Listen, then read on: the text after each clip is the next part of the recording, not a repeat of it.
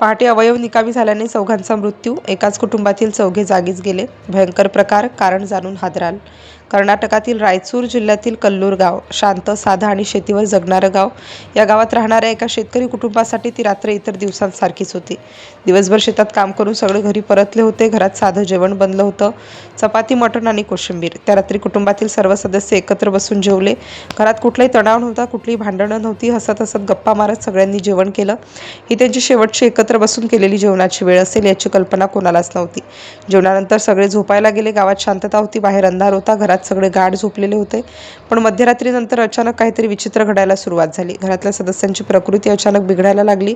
कोणाला उलट्या सुरू झाल्या, कोणाला पोटदुखी सुरू झाली, तर काहींना श्वास घेण्यास त्रास होऊ लागला.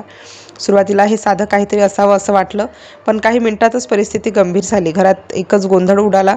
मध्यरात्री अचानक सगळेच त्रस्त झाले. कोणाला उठता येत नव्हतं, कोणाला बोलताही येत नव्हतं. त्या घरात भीतीचं वातावरण पसरलं. परिस्थिती इतकी गंभीर झाली की कुटुंबातील सदस्यांना मदतीसाठी हाक मारण्याचीही ताकद उरली नाही. गाव शांत झोपेत असताना त्या घरात मृत्यूशी झुंज सुरू होती. रात्र पुढे सरकत होती. वेळ जसा जसा जात होता तशी तशी प्रकृती आणखी खालावत होती. काही जण बेशुद्ध पडले, काहींचा श्वास मंदावू लागला. पहाटे 3च्या सुमारास परिस्थिती नियंत्रणाबाहेर गेली. एकामागून एक शरीरातील अवयव निकामी होऊ लागले. घरात मृत्यूचं सावट गडद होत गेलं. पहाटे गावात हालचाल सुरू झाली, तेव्हा या घरातून कोणतीच हालचाल दिसत नव्हती. शेजाऱ्यांना संशय आला. दरवाजा ठोठावला गेला, पण आतून काहीच प्रतिसाद मिळाला नाही. शेवटी दरवाजा उघडण्यात आला आणि आज जे दृश्य दिसलं ते पाहून सगळ्यांच्या अंगावर काटा आला. घरात 4 जण बेशुद्ध अवस्थेत पडले होते. तातडीने मदत बोलावण्यात आली, पण तोपर्यंत खूप उशीर झाला होता. डॉक्टरांनी तपासणी केली आणि एकामागून एक मृत्यूची पुष्टी झाली. या घटनेने संपूर्ण गाव हादरलं. रात्री व्यवस्थित जेवून झोपलेले 4 जण पहाटे मृत अवस्थेत सापडले होते. ही बातमी काही वेळातच परिसरात पसरली. गावातील लोक घराबाहेर जमा झाले. सगळ्यांच्या चेहऱ्यावर भीती आणि आश्चर्य होतं. पोलिसांना माहिती देण्यात आली. पोलिसांनी घटनास्थळी धाव घेतली. घराची तपासणी सुरू झाली, पण सुरुवातीला काहीच स्पष्ट नव्हतं.